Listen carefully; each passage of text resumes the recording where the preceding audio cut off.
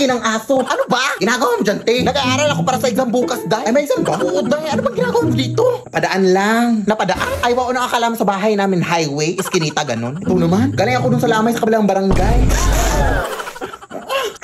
Talagang dito ka pa nagpagpag sa bahay ko. Ano ba yung iniinom mo, te? Tubig o kanal? Ang baho. Lo, pero sino ba yung namatay, day? Uy, yung babae nga lunod kahapon. Tulog ka ba? Pero bakit dito ka pa nagpagpag? Bakla sundan ka dito. OA mo, te. Marami naman kami umuwi na. Ano, susundan niya kami lahat? Ano yun, multitasking? O siya, uwi na ako, te. Nangangamoy kanal na ako. Si bakla naman. Pumunta lang talaga dito para magpagpag.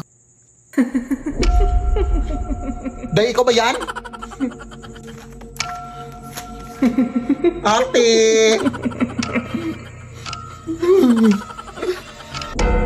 Mother? Is that you, mother? Ano? Babad na ako dito, oh. Baka pwede mo namang... Hoy, ano daw? Anong pwede mo namang... Ha? Maawa ka, te! Hindi ba ako yung pumunta sa lamay mo, yung klasiko po? Kung gusto mo samahan kita sa classroom bukas, ako na bahala sa pamasahe. Hoy, ano daw? Huh? Leave me alone.